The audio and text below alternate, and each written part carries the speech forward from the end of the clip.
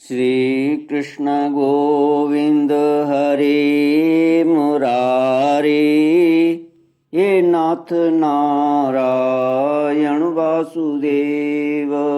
श्री कृष्ण गोविंद हरे मुरारे, हे नाथ नारायण वासुदेव। ओम नमो भगवते वासुदेवाय। ओम नमो भगवते वासुदेवाय। सच्चिदानंद रूपाय विश्वोत्पत्त्यादि हेतवे तापत्रय विनाशाय श्री कृष्णाय वयं नमः। सच्चित आनंद स्वरूप परमात्मा जो सृष्टि के उत्पत्ति, पालन और संहार करता है तथा जीवों के आध्यात्मिक, आदि दैविक, आदि भौतिक तापों को नष्ट करने वाले हैं, अर्थात जीवों के मानसिक, शारीरिक और भौतिक दुखों को दूर करने वाले हैं, उन श्री कृष्ण भगवान को हम नमस्कार करते हैं। श्री कृष्ण गोविंद हरे मुरारे, हे नाथ नारायण वासुदेव।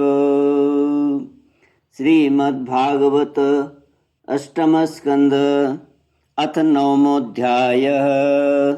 श्री शुक उवाच तेऽन्योन्यतोऽसुरा पात्रं हरन्तस्त्यक्तसौहृदाः क्षिपन्तो दस्युधर्माण आयान्तीं ददृशु स्त्रियम्।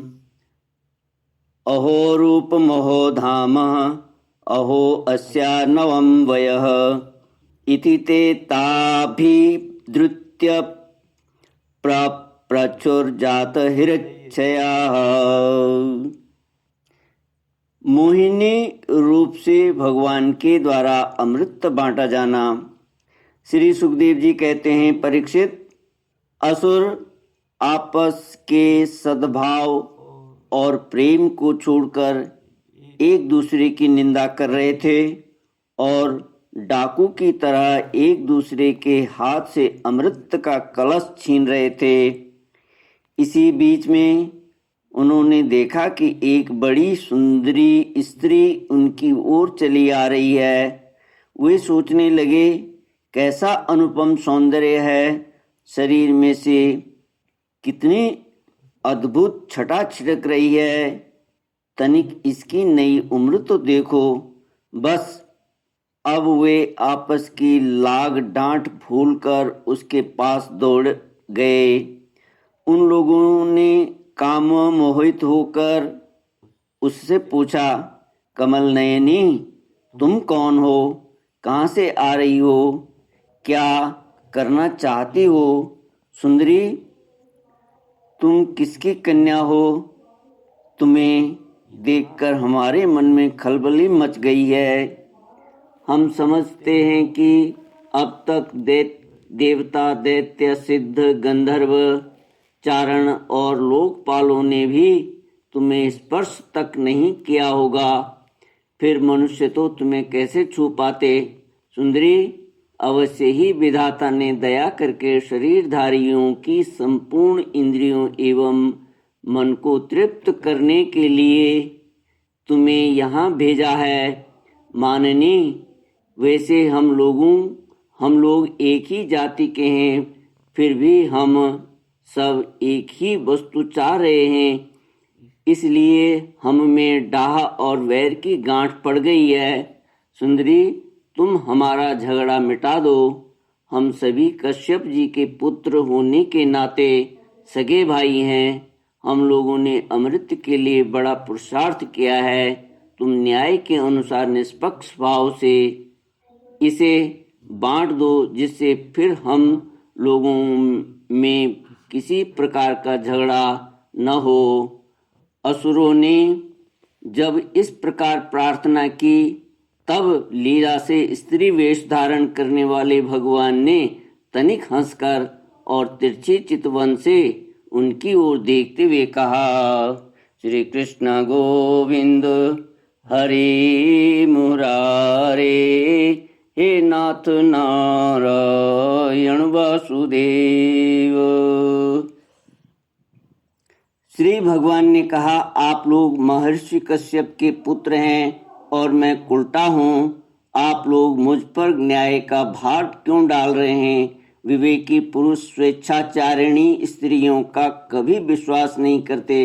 दैत्यों, कुत्ते और व्यभिचारिणी स्त्रियों की मित्रता अस्थायी नहीं होती। वे दोनों सदा नए नए शिकार ढूंढा करते हैं। श्री सुखदेव जी कहते हैं, परीक्षित, मोहिनी की परिहास भरी वाणी से दैत्यों के मन में और भी विश्वास हो गया। उन लोगों ने रहस्यपूर्ण भाव से हंसकर अमृत का कलश मोहिनी के हाथ में दे दिया। भगवान ने अमृत का कलश अपने हाथ में लेकर तनिक मुस्कुराते हुए मीठी वाणी से कहा, मैं उचित या अनुचित जो कुछ भी करूं, वह सब यदि तुम लोगों को स्वीकार हो तो मैं यह अमृत बांट सकती हूँ। बड़े बड़े दैत्यों ने मोहिनी की यह मीठी बात सुनकर उसकी बारीकी नहीं समझी, इसलिए सबने एक स्वर से कह दिया, स्वीकार है। इसका कारण यह था कि उन्हें मोहिनी के वास्तविक स्वरूप का पता नहीं था। इसके बाद एक दिन का उपवास करके सबने स्नान किया, हविष्य से अग्नि में हवन किया, गौ, ब्राह्मण और समस्त प्राणियों को घास, चारा, अन्न, धन आदि का यथा योगदान दिया तथा ब्राह्मणों से स्वस्त्ययन कराया। अपनी अपनी रुचि के अनुसार सबने नए नए वस्त्र धारण किए और इसके बाद सुंदर सुंदर आभूषण धारण करके सब के सब उन कुशासनों पर बैठ गए जिनका अगला हिस्सा पूर्व की ओर था। जब देवता और दैत्य दोनों ही धूप से सुगंधित मालाओं और दीपकों से सजे सजाए भव्य भवन में पूर्व की ओर मुंह करके बैठ गए, तब हाथ में अमृत का कलश लेकर मोहिनी सभा मंडप में आई। वह एक बड़ी सुंदर साड़ी पहनी हुई थी। नितंबों के भार के कारण वह धीरे धीरे चल रही थी। आंखें मद से विह्वल हो रही थीं। कलश के समान स्तन और गज शावक की सूंड के समान जंघाएं थीं। उसके स्वर्ण नूपुर अपनी झनकार से सभा भवन को मुखरित कर रहे थे। सुंदर कानों में सोने के कुंडल थे और उसकी नासिका, कपोल तथा मुख बड़े ही सुंदर थे। स्वयं पर देवता भगवान मोहिनी के रूप में ऐसे जान पड़ते थे मानो लक्ष्मी जी की कोई श्रेष्ठ सखी वहां आ रही हो। मोहिनी ने अपनी मुस्कान भरी चितवन से देवता और दैत्यों की ओर देखा तो वे सब के सब मोहित हो गए। उस समय उनके स्तनों पर से अंचल कुछ खिसक गया था। भगवान ने मोहिनी रूप में ये विचार किया कि असुर तो जन्म से ही क्रूर स्वभाव वाले हैं, इनको अमृत पिलाना सर्पों को दूध पिलाने के समान बड़ा अन्याय होगा। इसलिए उन्होंने असुरों को अमृत में भाग नहीं दिया।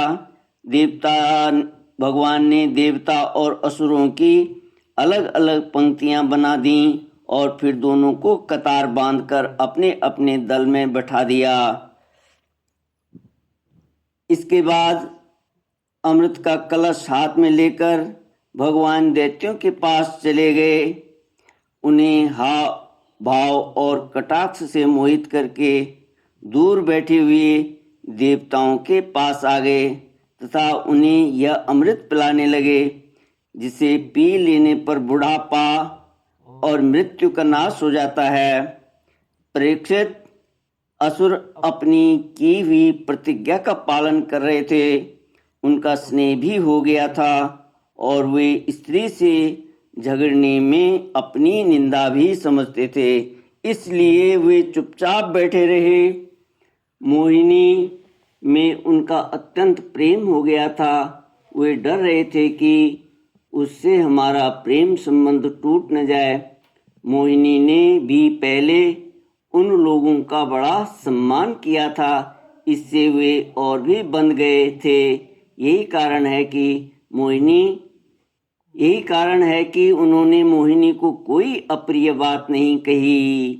जिस समय भगवान देवताओं को अमृत पिला रहे थे, उसी समय राहु दैत्य देवताओं का वेश बनाकर उनके बीच में आ बैठा और देवताओं के साथ उसने भी अमृत पी लिया। परंतु तत्क्षण चंद्रमा और सूर्य ने उसकी पोल खोल दी। अमृत पिलाते पिलाते ही भगवान ने अपनी तीखी धार वाले चक्र से उसका सिर काट डाला। अमृत का संसर्ग न होने से उसका धड़ नीचे गिर गया, परंतु सिर अमर हो गया और ब्रह्मा जी ने उसे ग्रह बना दिया। वही राहु पर्व के दिन पूर्णिमा और अमावस्या को वैर भाव से बदला लेने के लिए चंद्रमा तथा सूर्य पर आक्रमण किया करता है। जब देवताओं ने अमृत पी लिया, तब समस्त लोगों को जीवन दान करने वाले भगवान ने बड़े बड़े दैत्यों के सामने ही मोहिनी रूप त्याग कर अपना वास्तविक रूप धारण कर लिया। परीक्षित, देखो, देवता और दैत्य दोनों ने एक ही समय एक ही स्थान पर एक प्रयोजन तथा एक वस्तु के लिए एक विचार से एक ही कर्म किया था, परंतु फल में बड़ा भेद हो गया। उनमें से देवताओं ने बड़ी सुगमता से अपने परिश्रम का फल अमृत प्राप्त कर लिया, क्योंकि उन्होंने भगवान के चरण कमलों की रज का आश्रय लिया था। परंतु उससे विमुख होने के कारण परिश्रम करने पर भी असुरगण अमृत से वंचित ही रहे। मनुष्य अपने प्राण, धन, कर्म, मन और वाणी आदि से शरीर एवं पुत्र आदि के लिए जो कुछ करता है वह व्यर्थ ही होता है, क्योंकि उसके मूल में भेद बुद्धि बनी रहती है। परंतु उन्हीं प्राण और आदि वस्तुओं के द्वारा भगवान के लिए जो कुछ किया जाता है वह सब भेदभाव से रहित होने के कारण अपने शरीर, पुत्र और समस्त संसार के लिए सफल हो जाता है। जैसे वृक्ष की जड़ में पानी देने से उसका तना, टहनियाँ और पत्ते सब के सब सिंच जाते हैं, वैसे ही भगवान के लिए कर्म करने से वे सबके लिए हो जाते हैं।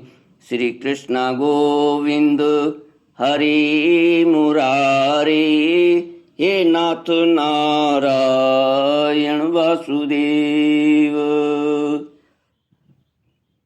इति श्रीमद्भागवते महापुराणे पारमहंस्यां संहितायां अष्टमस्कन्धे अमृतमथने नवमोऽध्यायः। ॐ पूर्णमद पूर्णमिदं पूर्णात् पूर्णमुदच्यते पूर्णस्य पूर्णमादाय पूर्णमेवावशिष्यते। ॐ शान्ति शान्ति शान्तिः। हरि ओम। श्री गुरुभ्यो नमः। हरि ओम।